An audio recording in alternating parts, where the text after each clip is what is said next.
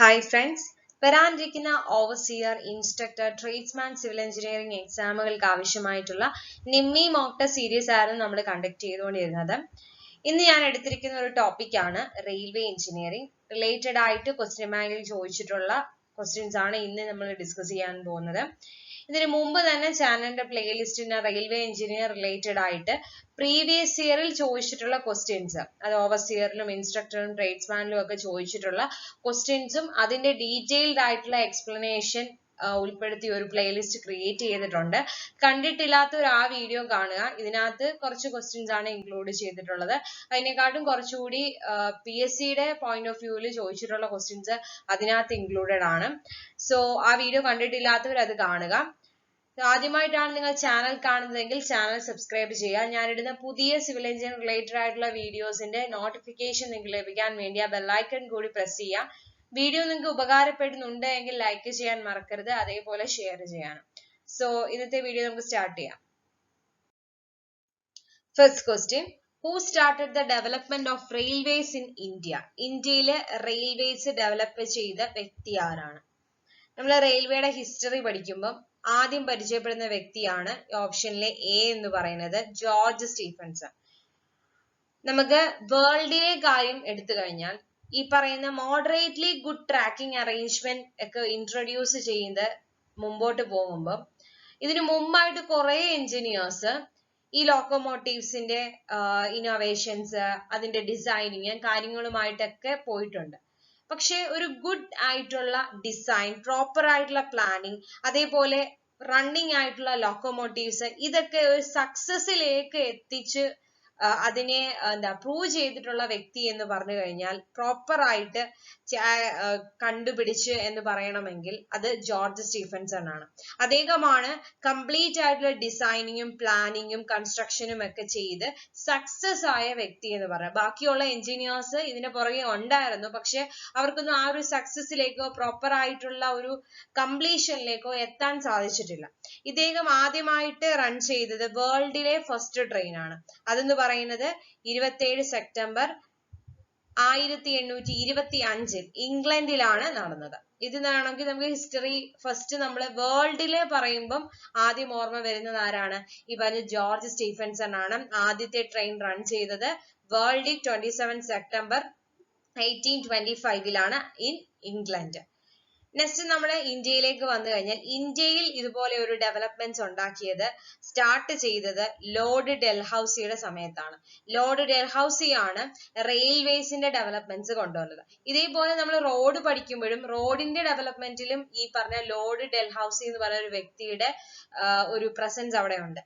So നമ്മൾ train അല്ലെങ്കിൽ Indian railways എടുക്കുവാണെങ്കിൽ ഫസ്റ്റ് ട്രെയിൻ ഇവിടെ റൺ ചെയ്തത് 3:30 PM. ആൻഡ് അതിന്റെ ഡേറ്റും കൂടി ഓർത്തിരിക്കണം, 16 ഏപ്രിൽ 1853 അത് എവിടെയൊക്കെയാണെന്ന് ചോദിച്ചു കഴിഞ്ഞാൽ ബോംബെ ടു താനെ 33 കിലോമീറ്റേഴ്സ് ഡിസ്റ്റൻസിലുള്ള ബോംബെ ടു താനെയിലാണ് ഫസ്റ്റ് ട്രെയിൻ റൺ ചെയ്തത്. അതിനകത്ത് 400 ആളുകളും അതേപോലെ 14 കോച്ചുകളുമായിരുന്നു, 3 എഞ്ചിനുകളും അതിനകത്ത് ഉൾപ്പെട്ടിട്ടുണ്ട്.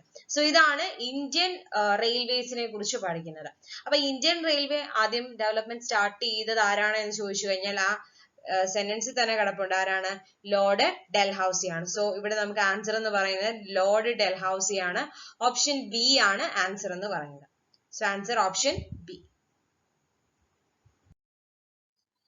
Next question, which gauge is adopted for main cities and routes of maximum intensities? അപ്പം ഏത് ഗേജ് ആണ് നമ്മൾ മെയിൻ സിറ്റീസിനെയും അതേപോലെ മാക്സിമം ഇന്റൻസിറ്റി ഉള്ള റൂട്ടിലും ഉപയോഗിക്കുന്നതെന്നാണ് ചോദ്യം. അപ്പൊ അതിനായിട്ട് ആദ്യം എന്താണ് ഗേജ് എന്ന് അറിയണം. സോ അതിനകത്ത് ഗേജ് എന്ന് പറയുന്നത്, ഫിഗർ നിങ്ങൾ ശ്രദ്ധിക്കുക, ഫിഗറിനകത്ത് ഇവിടെ ഗേജ് കാണിച്ചിട്ടുണ്ട്. ഇവിടെ കാണിച്ചിരിക്കുന്നതാണ് ഗേജ്. ഗേജ് എന്ന് പറയുന്നത് നമ്മുടെ clear horizontal distance between, definition ആണ് ഇവിടെ തന്നിരിക്കുന്നത്. Clear horizontal distance between the inner faces of the rail. റെയിലുകളുടെ ഇത് തന്നിരിക്കുന്നതാണ് റെയില്. ഈ റെയിലിന്റെ ഇന്നർ ഫേസുകൾ തമ്മിലുള്ള ക്ലിയർ ഹൊറിസോണ്ടൽ ഡിസ്റ്റൻസിനെ വിളിക്കുന്ന പേരാണ് എന്ത്? ഗേജ് ഓഫ് എ ട്രാക്ക് എന്ന് പറയുന്നത്. ഓക്കെ, നമ്മുടെ ഇന്ത്യയിൽ ഡെവലപ്പ് ചെയ്ത 3 ടൈപ്സ് ഗേജസ് ആണ് ഉള്ളത്. 3 ടൈപ്സ്. അതിനകത്തെ ആദ്യത്തേതാണ് broad gauge track, broad gauge, next metre gauge, അതേപോലെ നാരോ ഗേജ് എന്ന് പറയുന്നത്. സോ ഇനി ഈ ഓരോ ഗേജുകളുടെ ആ പ്രത്യേകത എന്ന് വെച്ചാൽ അവയുടെ ആ ലെങ്ത്, ആ ഗേജ് ഓർത്തിരിക്കണം. ബ്രോഡ് ഗേജ് ആണ് എങ്കിൽ 1.676 മീറ്റർ ആണ്. മീറ്റർ ഗേജ് ആണ് എങ്കിൽ അത് 1 മീറ്റർ ആണ്. നാരോ ഗേജ് ആണെങ്കിൽ 0.762 മീറ്റർ ആണ്. അതേപോലെ ഫീഡർ ഗേജ് ആണെങ്കിൽ 0.61 മീറ്റർ ആണ്. ഇനി ഇതിനകത്ത് ഒരു സ്പെഷ്യാലിറ്റി കൂടിയുണ്ട്. ഈ ബ്രോഡ് ഗേജുകൾ എവിടെയാണ് ഉപയോഗിക്കുന്നത്? ആ ക്വസ്റ്റ്യന് തന്നിരിക്കുന്ന അതേ സെന്റൻസ് തന്നെയാണ് ഇവിടെ തന്നിരിക്കുന്നത്. Main cities, Roots of maximum intensities എന്ന് വെച്ചാൽ ആളുകൾ കൂടുതലുള്ള സ്ഥലങ്ങള്, അതേപോലെ മെയിൻ ആയിട്ടുള്ള ഒരു സ്ഥലത്തെ ഒരു സ്റ്റേറ്റ് അല്ലെങ്കിൽ ഒരു കൺട്രി എടുത്തു കഴിഞ്ഞാൽ അവിടുത്തെ മെയിൻ ആയിട്ടുള്ള കുറെ സിറ്റീസ് ഉണ്ട്. ആ സിറ്റീസും അതേപോലെ കൂടുതലും പോപ്പുലേഷൻ കൂടുതലുള്ള സ്ഥലങ്ങൾ, ജനസംഖ്യ കൂടുതലുള്ള സ്ഥലങ്ങളും അവയെല്ലാം കൂടെ കണക്ട് ചെയ്തിട്ട് പോകുന്ന ആ ട്രാക്കാണ്, അല്ലെങ്കിൽ അവിടെ ഉപയോഗിക്കുന്ന ട്രാക്കാണ് ബ്രോഡ് ഗേജ് ട്രാക്കുകൾ എന്ന് പറയുന്നത്.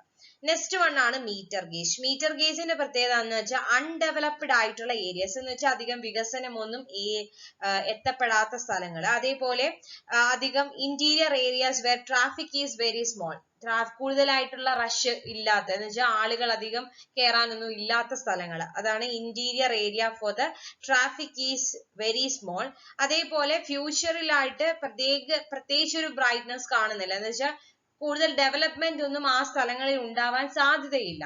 അങ്ങനെയുള്ള സ്ഥലങ്ങളിൽ നമ്മൾ മീറ്റർ ഗേജുകളാണ് കൊടുക്കാറുള്ളത്. അപ്പൊ മീറ്റർ ഗേജ് എന്ന് പറഞ്ഞാൽ അൺഡെവലപ്ഡ് ആയിട്ടുള്ള ഏരിയാസ് ആയിരിക്കും, അല്ലെങ്കിൽ ട്രാഫിക് ഒന്നും അധികം ഇല്ലാത്ത സ്ഥലങ്ങള്. അതേപോലെ ഇനിയും ഫ്യൂച്ചർ പ്രോസ്പെക്ട്സ് എടുക്കുകയാണെങ്കിൽ അവിടെ പ്രത്യേകിച്ച് ഒരു ഡെവലപ്മെന്റ്സ് ഒന്നും ഉണ്ടാവാൻ സാധ്യതയില്ല, ബ്രൈറ്റ് ആയിട്ട് ഒരു ഫ്യൂച്ചർ കാണാൻ സാധിക്കുന്നില്ല. അങ്ങനെയുള്ള സ്ഥലങ്ങളിലാണ് മീറ്റർ ഗേജുകൾ ഉപയോഗിക്കുന്നത്. നെക്സ്റ്റ് വൺ എന്ന് പറയുന്നത് hilly areas, very thinly populated area, അങ്ങനെ അല്ലെങ്കിൽ അൺഎക്കണോമിക്കൽ ആയിട്ട് നമ്മൾ ഉപയോഗിക്കുന്ന ഒരു ഗേജ് ആണ്. ഹില്ലി ഏരിയാസിൽ കൂടുതലായിട്ട് യൂസ് ചെയ്യുന്നതാണ് ഈ നാരോ ഗേജ് എന്ന് പറയുന്നത്. ഗേജ് ഓർത്തിരിക്കണം, 0.762 മീറ്റർ ആണ്. അതേപോലെ ചില സ്ഥലങ്ങളിൽ നമ്മൾ വീണ്ടും ഈ ഫീഡർ ഗേജ് പോലെ 0.61 മീറ്റർ കൂടി നമ്മൾ ഉപയോഗിക്കാറുണ്ട്. അപ്പം ഇവിടുത്തെ ക്വസ്റ്റ്യൻ എന്ന് പറഞ്ഞു കഴിഞ്ഞാൽ എന്തായിരുന്നു?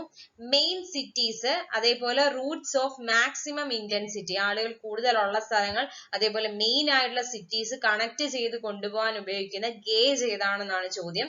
അപ്പൊ ആൻസർ എന്ത് തന്നെയാണ് ഇവിടെ കിടപ്പുണ്ട്? ആൻസർ എന്ന് പറയുന്നത് ബ്രോഡ് ഗേജ് ആണ്. അപ്പൊ ഓപ്ഷൻ എ ആണ് ആൻസർ എന്ന് പറയുന്നത്. So answer option A.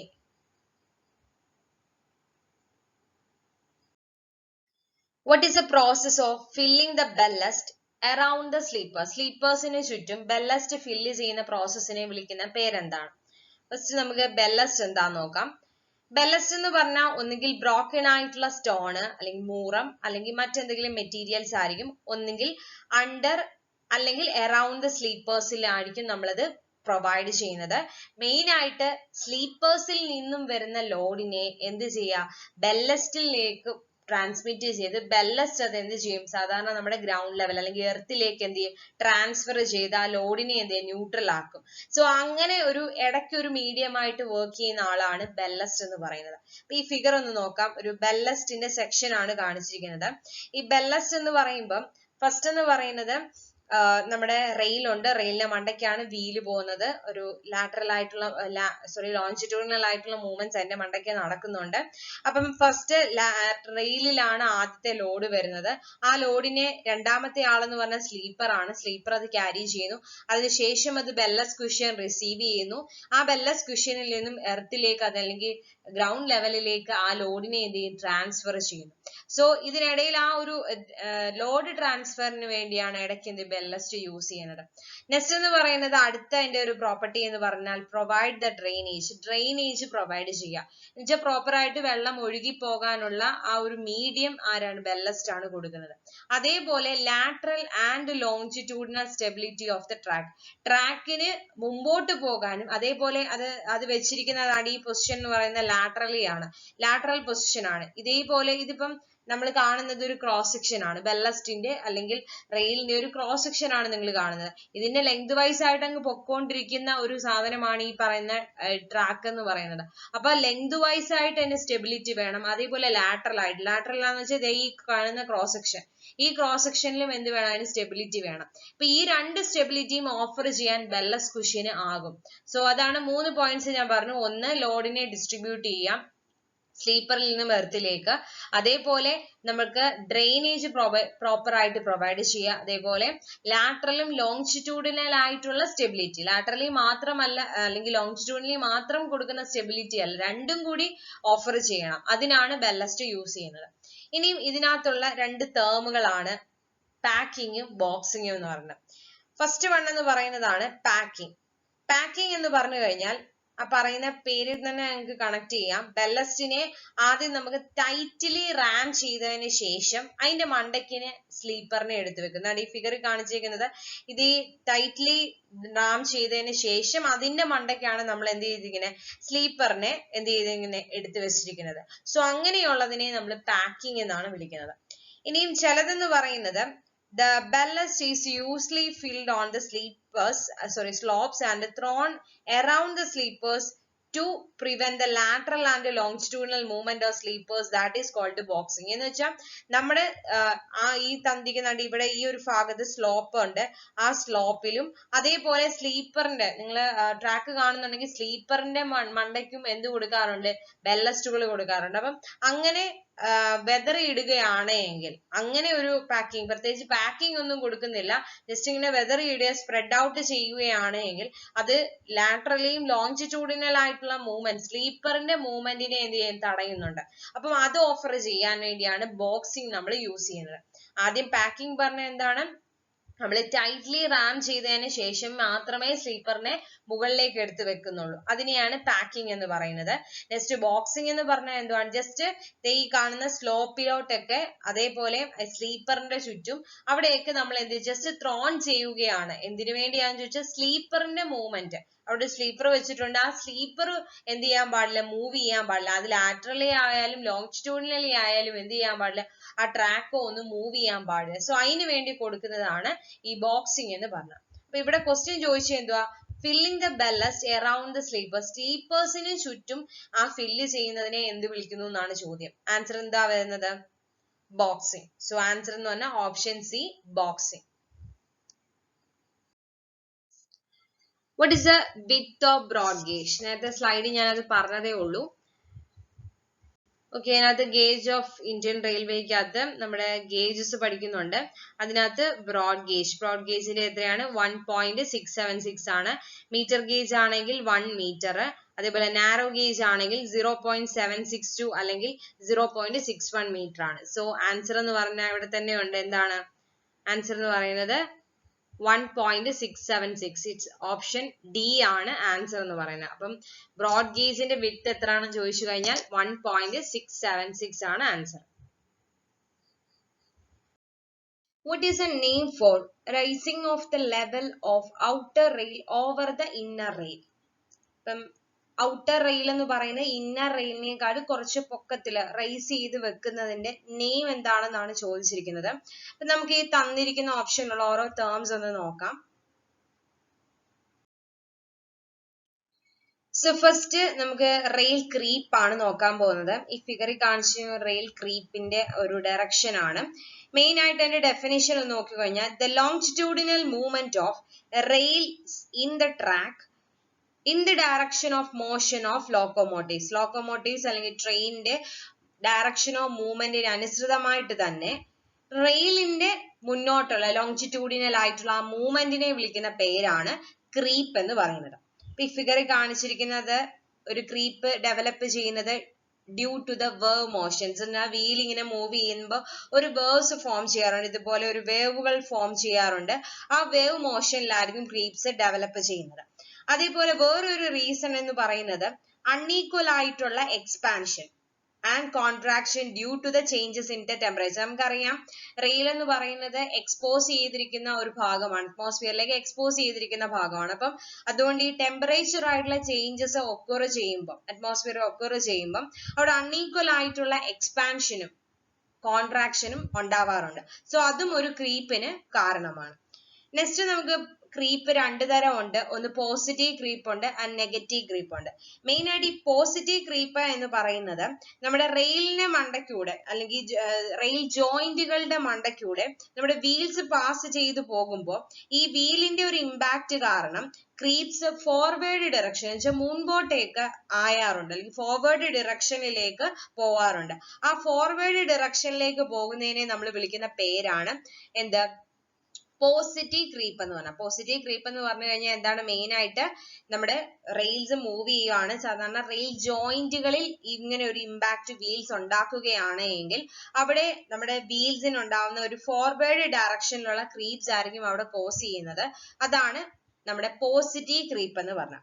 Negative creep എന്ന് പറഞ്ഞു കഴിഞ്ഞാൽ നമ്മുടെ ട്രെയിൻ ഒന്നുകിൽ സ്റ്റാർട്ട് ചെയ്യുന്ന ടൈം അല്ലെങ്കിൽ അത് ആക്സിലറേറ്റ് ചെയ്ത് ട്രെയിൻ ഒന്ന് ആക്സിലറേറ്റ് ചെയ്യുന്ന സമയത്ത് നമ്മുടെ ബാക്ക്വേർഡ് ആയിട്ടുള്ള ത്രസ്റ്റുകൾ ഫോം ചെയ്യുന്നത്. പുറകോട്ടേക്ക് ഒരു വലിവുണ്ടാവും.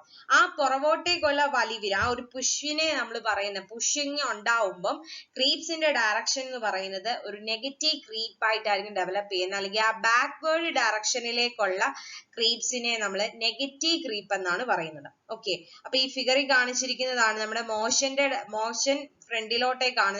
കാരണം നമ്മൾ ട്രെയിൻ സ്റ്റാർട്ട് ചെയ്യുകയോ അല്ലെങ്കിൽ ആക്സിലറേറ്റ് ചെയ്യുമ്പോൾ നമ്മുടെ വീൽസിന് ഉണ്ടാവുന്ന ഒരു മൂവ്മെന്റ് വെച്ചാൽ മുമ്പോട്ടേക്ക് പോകാനാണ്. പക്ഷെ നമ്മുടെ ക്രീപ്പ് എന്ന് പറയുന്നത് ബാക്ക്വേർഡ് ഡയറക്ഷനിലേക്കായിരിക്കും എന്ത് ചെയ്യുന്നത്? കാണിക്കുന്നത്. സോ ഇതാണ് നെഗറ്റീവ് ക്രീപ്പ് എന്ന് പറയുന്നത്. അപ്പം മെയിൻ ആയിട്ട് ഈ ഒരു സ്ലൈഡിൽ ഓർത്തിരിക്കേണ്ടത് എന്താണ് ക്രീപ്പിന്റെ ഡെഫിനിഷൻ, അത് ഓർത്തിരിക്കണം. എന്താണ്? ഒരു ലോക്കോമോട്ടീവ്സിന്റെ മോഷന്റെ ഡയറക്ഷനിൽ തന്നെ റെയിലിനുണ്ടാവുന്ന ലോഞ്ചിറ്റ്യൂഡിനൽ മൂവ്മെന്റിനെയാണ് റെയിൽ ക്രീപ്പ് എന്ന് പറയുന്നത്. അതൊരു വേവ് മോഷനിലായിരിക്കും ഒക്കർ ചെയ്യുന്നത്. അതേപോലെ മറ്റൊരു റീസൺ, ഒരു മൈന്യൂട്ട് ആയിട്ടുള്ള വേറൊരു റീസൺ ആണ് നമ്മുടെ അൺഈക്വൽ ആയിട്ടുള്ള എക്സ്പാൻഷൻ കോൺട്രാക്ഷനും ടെമ്പറേച്ചർ ചേഞ്ചസ് കാരണം ഉണ്ടാവുന്നത്. പിന്നെ പറഞ്ഞ ക്രീപ്സ് രണ്ട് തരം ഉണ്ട്. ഒന്ന് പോസിറ്റീവ് ക്രീപ്പും നെഗറ്റീവ് ക്രീപ്പും. ഓക്കെ,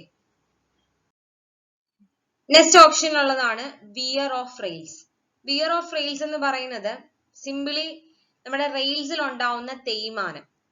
ഈ ഫിഗറിൽ കാണിച്ചിരിക്കുന്ന പോലെ നോർമലി ഉള്ളതിൽ നിന്നും ഒരു സൈഡിൽ വിയറിംഗ് ഉണ്ടായതാണ്. വിയറിംഗ് എന്ന് വെച്ചാൽ കണ്ടിന്യൂസ് ആയിട്ട് മുകളിൽ കൂടി പോകുന്ന ഹെവി ആയിട്ടുള്ള ലോഡ്സ് കാരണമുള്ള നമ്മുടെ മെറ്റലുകൾ ഇളകി പോവുക. മെറ്റലുകൾ കണ്ടിന്യൂസ് ആയിട്ട് ഈ ലോഡ് മുകളിൽ കൂടി പോകുന്ന സമയത്ത് റെയിൽസിന് നമ്മൾ യൂസ് ചെയ്തിരിക്കുന്ന മെറ്റലിന്റെ ഇളകുന്ന ആ ഒരു അവസ്ഥയാണ് വിയർ ഓഫ് റെയിൽസ് എന്ന് പറയുന്നത്. അതിന് തേയ്മാനം സംഭവിക്കുക കണ്ടിന്യൂസ് ആയിട്ട് ലോഡുകൾ പോകുമ്പോൾ.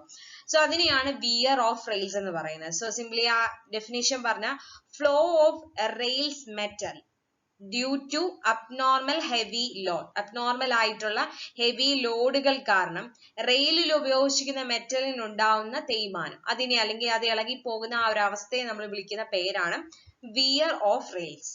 ഓക്കെ, നെക്സ്റ്റ് വൺ ആണ് കാണ്ട് അല്ലെങ്കിൽ സൂപ്പർ എലിവേഷൻ. ഈ പേര് ഓർത്തിരിക്കണം. കാണ്ട് അല്ലെങ്കിൽ നമുക്ക് സൂപ്പർ എലിവേഷൻ എന്ന് പറയാം. നമ്മൾ റോഡിൽ പഠിക്കുന്ന ഒരു തേമം കൂടിയാണ് കാണ്ട് അല്ലെങ്കിൽ സൂപ്പർ എലിവേഷൻ എന്ന് പറഞ്ഞാൽ. അവിടെ പറഞ്ഞ അതേ ഡെഫിനിഷൻ ആണ്.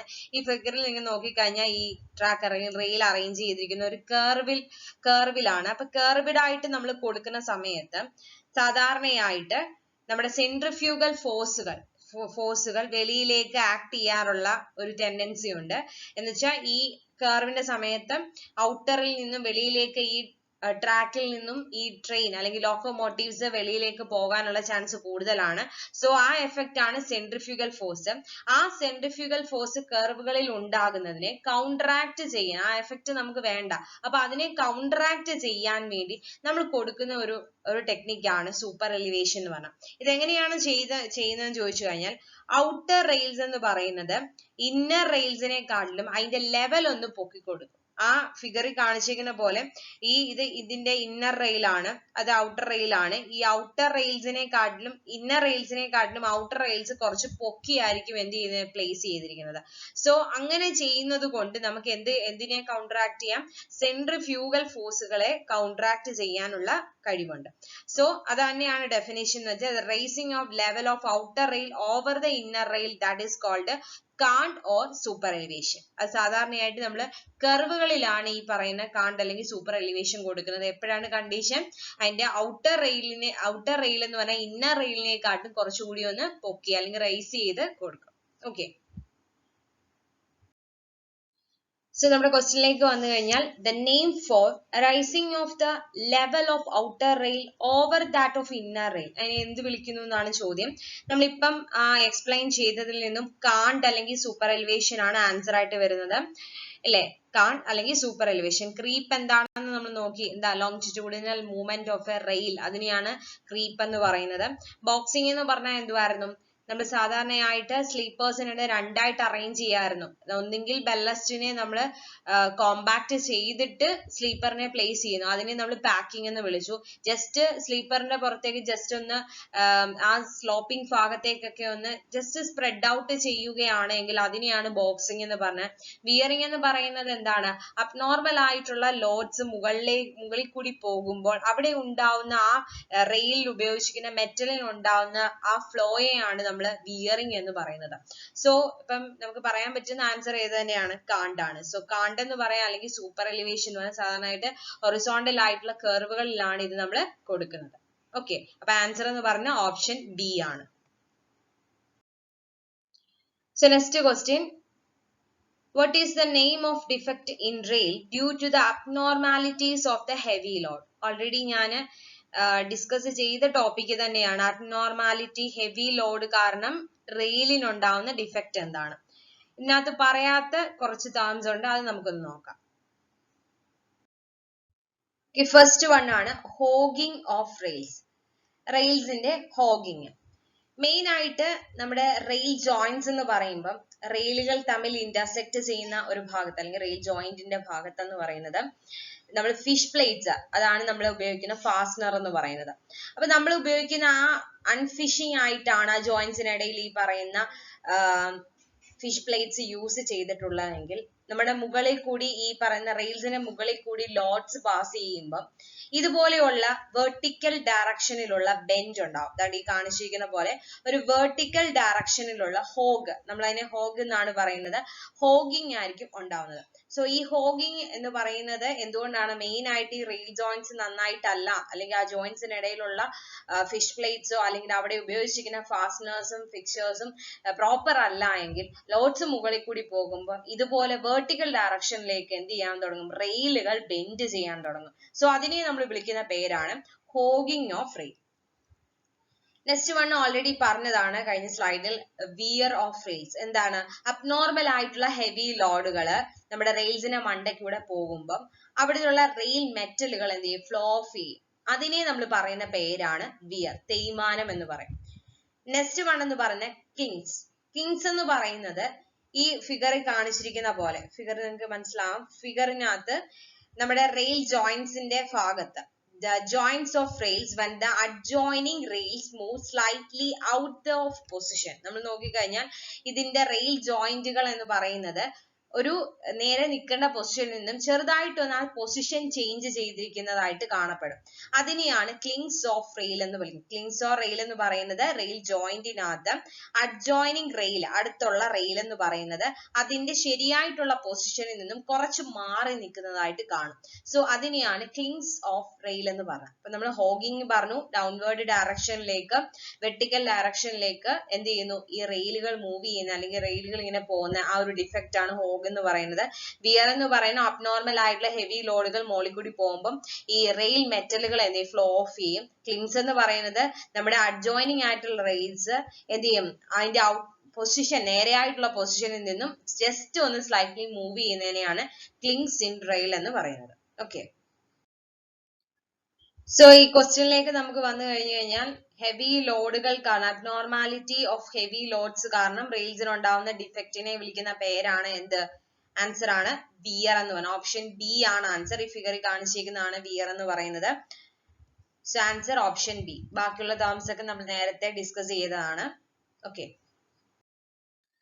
Next question, what is the length of bull headed rail? Bull headed റെയിലിന്റെ ലെങ്ത് ആണ് ചോദിച്ചിരിക്കുന്നത്. ഓപ്ഷൻസിൽ 16.7 മീറ്റർ, 18.29 മീറ്റർ, 18.6 മീറ്റർ, 19.2 mm.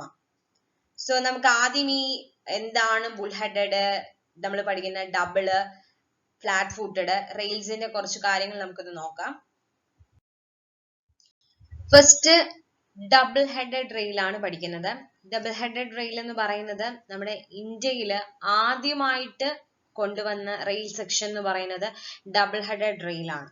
ഈ ഡബിൾ ഹെഡഡ് റെയിലിന്റെ ഒരു പ്രത്യേകത എന്ന് പറഞ്ഞു കഴിഞ്ഞാൽ അത് ഡംബൽ ഷേപ്ഡ് ആയിരിക്കും. ഡംബൽ ഷേപ്ഡ് അല്ലെങ്കിൽ വേറെ രീതി പറഞ്ഞാൽ ഒരു ഐ സെക്ഷൻ പോലെ ഇരിക്കും. ഐ സെക്ഷൻ അല്ലെങ്കിൽ ഒരു ഡംബൽ സെക്ഷൻ ആയിരിക്കും ഈ ഡബിൾ ഹെഡഡ് റെയിൽ എന്ന് പറയുന്നത്. ഇനിയും ഇതിനകത്ത് രണ്ട് നിങ്ങൾ നോക്കിക്കഴിഞ്ഞാൽ ഡബിൾ ഹെഡഡ് എന്ന് പറഞ്ഞു കഴിഞ്ഞാൽ മുകൾ ഭാഗത്തുള്ള ഡയമെൻഷൻ തന്നെയായിരിക്കും താഴെ ഭാഗത്തുള്ളത്. എന്ന് വെച്ചാൽ സെയിം സൈസ് ആയിരിക്കും മുകളിലും താഴെയും ഉണ്ടാവുന്നത്. ഇതിന്റെ മെയിൻ ആയിട്ട് നമ്മൾ ഇത് ഉപയോഗിക്കാൻ ഒരു മെയിൻ കാരണം എന്ന് പറയുന്നത് ഇതിനെ നമുക്ക് ഇൻവേർട്ടഡ് ആയിട്ട് വെച്ചിട്ട് റീയൂസ് ചെയ്യാൻ കഴിയും എന്നതാണ്. പക്ഷേ ഇതിന്റെ അതൊരു പ്രാക്ടിക്കലി നമുക്ക് പോസിബിൾ ആണെന്ന് വിചാരിച്ചാണ് ഇത് ഇംപ്ലിമെന്റ് ചെയ്തത്. പക്ഷേ കുറെ നാളുകൾക്ക് ശേഷം ഇങ്ങനെ ഒരു സിസ്റ്റം വന്നപ്പം ബോട്ടം സൈഡിനകത്ത് കൂടുതലായിട്ടുള്ള വിയർ ഉണ്ടാവുകയും നമുക്ക് റീയൂസ് ചെയ്യാൻ നമുക്ക് അത്ര പോസിബിൾ അല്ലാത്ത ഒരു രീതിയിലേക്ക് വന്നു. സോ അങ്ങനെ വന്നപ്പോൾ ഈ ഡബിൾ ഹെഡഡ് റെയിൽ നമ്മൾ എന്ത് ചെയ്തു, യൂസ് ചെയ്യുന്നത് നിർത്തി. സോ എന്നിട്ട് അതിന്റെ ഒരു മറ്റൊരു പ്രത്യേകത എന്ന് വെച്ചാൽ ഇതിനകത്ത് റെയിൽസിനാണ് എങ്കിൽ ചെയറുകളും മറ്റും നമുക്ക് യൂസ് ചെയ്യേണ്ടി വരും. സ്ലീപ്പറുമായിട്ട് കണക്ട് ചെയ്യണമെങ്കിൽ നമ്മൾ റെയിൽ സെക്ഷനിൽ ചെയറുകൾ യൂസ് ചെയ്യും. ചെയർ എന്ന് പറയുന്നത് ഒരു ഫാസ്റ്റനറിനകത്ത് വരുന്നതാണ്, നമ്മൾ പഠിക്കുന്ന ഒരു ഫാസ്റ്റനർ ആണ്. സോ അതാണ് അടുത്ത പോയിന്റ്. പിന്നെന്ന് പറയുന്നത് ഇത് റോഡ് ടൈം കൊണ്ട് മെയ്ഡ് ചെയ്തിരിക്കുന്നതാണ്. ഇതിന്റെ ലെങ്ത് എന്ന് പറയുന്നത് is vary from 6.1 to 7.32 metre ആണ്. അപ്പൊ ഈ ലെങ്ത് ഓർത്തിരിക്കുക. നമ്മുടെ ഡബിൾ ഹെഡ് എന്ന് വെച്ചാൽ റോഡ് ടൈം കൊണ്ട് ഉണ്ടാക്കിയതാണ്. അതിന്റെ ലെങ്ത് എന്ന് പറഞ്ഞാൽ 6.1 to 7.32 ആണ്. ഇനി ഇതേപോലെ ഈ രണ്ട് ഹെഡിന്റെ ഭാഗത്തുള്ള ഡയമെൻഷൻസ് വേണമെങ്കിൽ ചോദിക്കാം. ഇത് 70 mm അതേപോലെ താഴെയും അതേ ഡയമെൻഷൻ തന്നെയായിരിക്കും വരുന്നത്. അതേപോലെ അതിന് അപ്പർ ടേബിൾ ഉണ്ട്, ലോവർ ടേബിൾ ഉണ്ട്. അതിനകത്തെ അപ്പർ ടേബിളിനകത്തെ ഹൈറ്റ് എന്ന് പറഞ്ഞാൽ 45 mm ആണ്. ലോവർ ഹെഡിനാണെങ്കിൽ അതും 44 mm തന്നെയാണ്. ഇതിനിടയ്ക്കുള്ള മിഡിലുള്ള ഭാഗം ഇതിനെ നമുക്ക് വെബ് എന്ന് വിളിക്കാം. ഈ വെബ് പോർഷൻ എന്ന് പറയുന്നത് 64 mm ആണ്.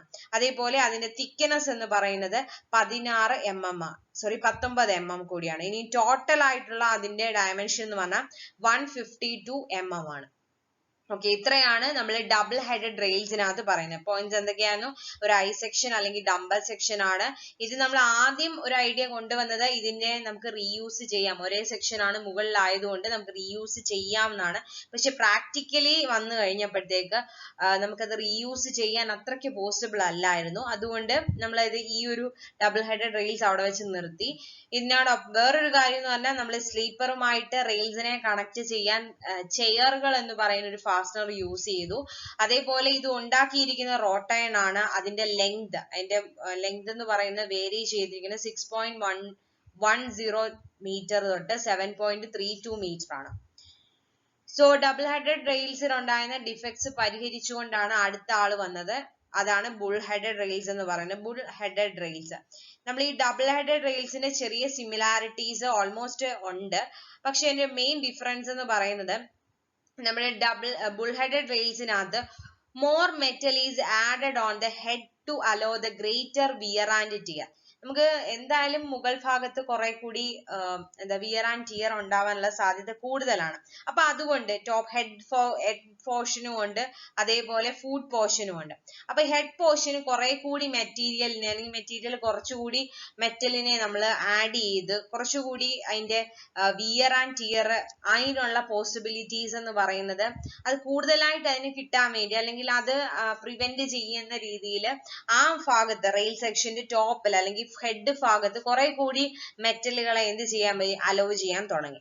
അതേപോലെ ലോവർ ഹെഡ് എന്ന് പറയുന്നത് just sufficient size to withstand the stresses. Just നമ്മൾ ഓർത്തിരിക്കേണ്ട ഹെഡ് ഭാഗത്ത് കുറച്ച് മെറ്റലുകൾ ആഡ് ചെയ്തു, ഫൂട്ട് ഭാഗത്ത് അത്രയ്ക്ക് മെറ്റൽ ഒന്നും വേണ്ട, ജസ്റ്റ് സ്ട്രെസ്സിനെ ഒന്ന് സഫിഷ്യന്റ്ലി ഒന്ന് വിത്ത്സ്റ്റാൻഡ് ചെയ്താൽ മതിയാവും. ആ രീതിയിലായിരിക്കും നമ്മൾ ഫൂട്ട് ഡിസൈൻ ചെയ്തത്. ഇനിയും ഇതിന്റെ ലെങ്ത് എന്ന് പറയുന്നത് അത് 18.29 meters ആണ്. 18.29 meters ആണ് റെയിലിന്റെ ലെങ്ത്. നമ്മൾ ഡബിൾ ഹെഡഡ് പറഞ്ഞ പോലെ തന്നെ അവിടെയും അതിന്റെ സ്ലീപ്പറുമായിട്ട് റെയിലിനെ കണക്ട് ചെയ്യുന്നതിനിടയിൽ ചെയർ എന്ന് പറയുന്ന ഒരു ഫാസ്റ്റനർ ഇവിടെ യൂസ് ചെയ്യുന്നുണ്ട്. അപ്പൊ ബുൾ ഹെഡഡ് റെയിൽ എന്ന് പറഞ്ഞാൽ ഡബിൾ ഹെഡഡ് കൂടെ തന്നെ അതിന്റെ ഒരു ചെറിയ ഡിഫറൻസ് എന്ന് പറയുന്നത് ഹെഡ്, ഫൂട്ട്, വെബ് എന്ന് പറഞ്ഞ 3 ഭാഗങ്ങളുണ്ട്. അതിനകത്ത് ഹെഡിനകത്ത് കുറച്ചുകൂടി മെറ്റലിനെ എന്ത് ചെയ്തു, ആഡ് ചെയ്തു. അങ്ങനെ അതെന്തിനാണ് മെറ്റലിനെ ആഡ് ചെയ്തത്? ടോപ്പ് ഭാഗത്ത് കൂടുതലും വിയർ ഉണ്ടാവുന്നുണ്ട്. അപ്പൊ ആ വിയറിനെ എന്ത് ചെയ്യണം, ഒന്ന് ജസ്റ്റ് ആ രീതിയിൽ നിന്ന് പ്രിവെന്റ് ചെയ്യാനുള്ള, അല്ലെങ്കിൽ ആ ഒരു ഭാഗം കുറച്ചുകൂടി ആ വിയർ ആൻഡ് ടിയർ പോർഷൻസ് ആണെന്നുള്ള രീതിയിൽ കുറച്ചുകൂടി അധികം മെറ്റലിനെ നമ്മൾ ഹെഡിൽ കൊടുത്തു.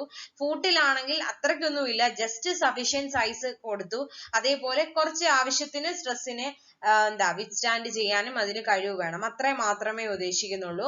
അതിനു വേണ്ടിയുള്ള സൈസിലായിരിക്കും ഫൂട്ട് ഡിസൈൻ ചെയ്യുന്നത്. നെക്സ്റ്റ് എന്ന് പറയുന്നത് റെയിൽ സെക്ഷൻ എന്ന് പറയുന്നത് സ്ലീപ്പറുമായിട്ട് കണക്ട് ചെയ്യാൻ ചെയർ നമ്മൾ ഉപയോഗിച്ചു. അതേപോലെ ഇതിന്റെ ബുൾ ഹെഡഡ് റെയിൽസിന്റെ ലെങ്ത് എന്ന് പറഞ്ഞാൽ 18.29 മീറ്റർ ആണ്. ലാസ്റ്റ് വൺ ആണ് ഫ്ലാറ്റ് ഫൂട്ടഡ് റെയിൽസ് എന്ന് പറയുന്നത്. ഫ്ലാറ്റ് ഫൂട്ടഡ് റെയിൽ, ആ പേരിൽ തന്നെ ഫ്ലാറ്റ് ഫൂട്ടഡ് എന്ന് പറഞ്ഞാൽ നമ്മൾ ഹെഡ്, ഫൂട്ട് എന്നുള്ള 2 പോർഷൻ ഉണ്ട് അല്ലെ, ഹെഡ് ഉണ്ട്, ഫൂട്ട് ഉണ്ട്. ഈ ഫൂട്ട് ഭാഗം കറക്റ്റ് ഫ്ലാറ്റ് ആയിട്ടാണ് നമ്മൾ വെച്ചിരിക്കുന്നതെങ്കിൽ, ഫ്ലാറ്റ് ആയിട്ടാണ് എടുത്തിരിക്കുന്നതെങ്കിൽ അതിന് നമ്മൾ ഫ്ലാറ്റ് ഫൂട്ടഡ് റെയിൽസ് എന്ന് പറയും. ഇനി ഒരു പ്രത്യേകത, നമ്മൾ ഡബിളിലും ബുള്ളിലും പറഞ്ഞ ഒരു മെയിൻ ആയിട്ടൊരു കാര്യം എന്ന് വെച്ചാൽ നമ്മൾ റെയിലും സ്ലീപ്പറും നമ്മുടെ കണക്ട് ചെയ്യാൻ വേണ്ടി ചെയർ നമ്മൾ ഉപയോഗിച്ചു. ഇവിടെ ആ ചെയറിന്റെ ആവശ്യം ഇല്ല. It does not require chair for fixing. Fix ചെയ്യാൻ ചെയറിന്റെ ആവശ്യകത ഇല്ല. അതേപോലെ റെയിൽസ് നമ്മൾ ഇൻവെന്റ് ചെയ്തിരിക്കുന്ന ഈ ടൈപ്പ് റെയിലുകൾ, ഫ്ലാറ്റ് ഫൂട്ടഡ് റെയിൽസ് ഇൻവെന്റ് ചെയ്ത് ചാൾസ് വിഗ്നോൾ ആണ്. അതെന്ന് പറയുന്നത് 1836 എന്ത് ചെയ്ത് ഇംപ്ലിമെന്റ് ചെയ്തത്. സോ ഇത്രയാണ് ഫ്ലാറ്റ് ഫൂട്ടഡ് റെയിൽസ്. നമ്മുടെ ഇവിടെ കൂടുതലായിട്ട് ഉപയോഗിക്കുക, ഇന്ത്യയിൽ കൂടുതൽ ഇപ്പം യൂസ് ചെയ്യുന്നത് ഫ്ലാറ്റ് ഫൂട്ടഡ് റെയിൽസ് ആണ്. അതേപോലെ ഇതിന്റെ ഡയമെൻഷൻ പരീക്ഷയ്ക്ക് ഒരിക്കൽ ചോദിച്ചിട്ടുണ്ട്. ഇതിന്റെ ഫ്ലാറ്റ് ഫൂട്ടഡ് റെയിൽസിന്റെ ഹെഡ് ഭാഗത്തുള്ള ഡയമെൻഷൻ 66.68 mm ആണ്. ഹെഡിന്റെ ഹൈറ്റ് എന്ന് പറയുന്നത് 43.66 mm ആണ്. വെബിന്റെ തിക്നെസ് എന്ന് പറയുന്നത് 13.89 മീറ്റർ ആണ്. അതേപോലെ ഇതിന് ചെറിയ സ്ലോപ്പ് കാണിച്ചിട്ടുണ്ട്. അത് ആ ഫ്ലാറ്റ് ഫൂട്ടറിന്റെ ചെറിയ സ്ലോപ്പ് 1:6 ആണ്. അതേപോലെ ടോട്ടൽ ആയിട്ടുള്ള അതിന്റെ ലെങ്ത് എന്ന് പറയുന്നത് 142.88 mm ആണ്. സോ ഇത്രയും ഡയമെൻഷൻസ് കൂടി ജസ്റ്റ് ഓർത്തിരിക്കുക, പരീക്ഷയ്ക്ക് ചോദിച്ചിട്ടുള്ളതാണ്. ഓക്കെ, സോ അപ്പൊ നമ്മുടെ ക്വസ്റ്റ്യനിലേക്ക് വന്നു കഴിഞ്ഞാൽ length of bull headed rails എന്നാണ് ചോദിച്ചിരിക്കുന്നത്. ബുൾ ഹെഡഡ് റെയിൽസിന്റെ ലെങ്ത് എന്ന് പറയുന്നത് ഇവിടെ ഡെഫിനിഷനിൽ തന്നെ തന്നിട്ടുണ്ട്, 18.29 meters ആണ്. 18.29 meters ആണ് നമ്മുടെ ബുൾ ഹെഡഡ് റെയിൽസിന്റെ ലെങ്ത് എന്ന് പറയുന്നത്. ബാക്കി ഡയമെൻഷനും ഓർത്തിരിക്കുക. ബുൾ ഹെഡഡ് റെയിൽസിനകത്ത് ഹെഡിന്റെ പോർഷൻ എന്ന് പറയുന്നത് കുറച്ചുകൂടി മെറ്റലിനെ ആഡ് ചെയ്തു. ഫൂട്ടിനകത്താണെങ്കിൽ അത്രയൊന്നും മെറ്റൽ ഇല്ല, ജസ്റ്റ് സ്ട്രെസ്സിനെ വിത്ത്സ്റ്റാൻഡ് ചെയ്യാനുള്ള സൈസിൽ മാത്രമാണ് ഫൂട്ട് നമ്മൾ ഡിസൈൻ ചെയ്തത്.